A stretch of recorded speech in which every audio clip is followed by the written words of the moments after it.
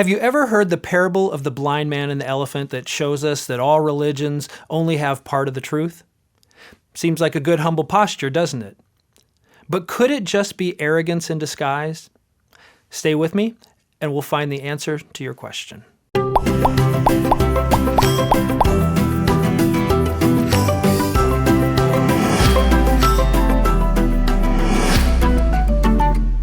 There's a classic story of the blind man and the elephant that often illustrates the idea that no one knows the whole truth.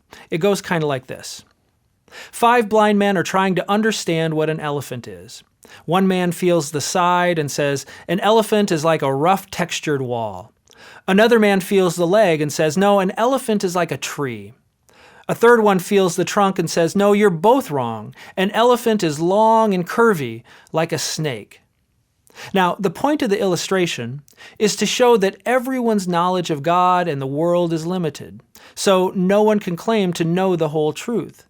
It claims that all the world religions have just a part of the truth and none of them have the whole truth. And in fact, it even suggests that if you put all religions together, they add up to the whole elephant, the truth.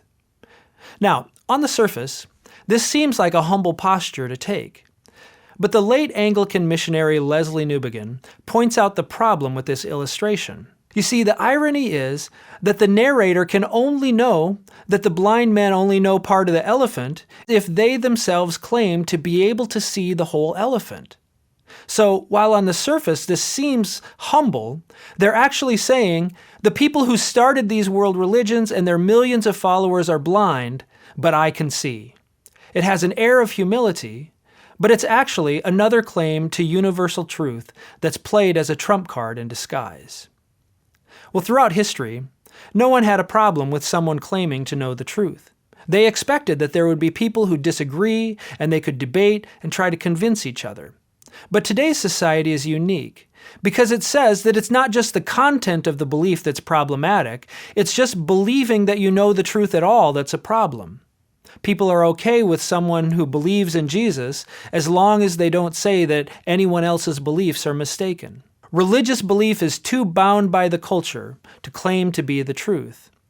For instance, a secular humanist might say something like, well, you're only a Christian because you grew up in a Christian society. If you'd been born in Saudi Arabia, you wouldn't be a Christian. Now, that very well may be true, but it says nothing about whether or not my belief is true. The problem is that this person is reluctant to apply that same test to themselves. For instance, if he grew up in Saudi Arabia, he probably wouldn't be a secular humanist. But does that mean that his beliefs are wrong?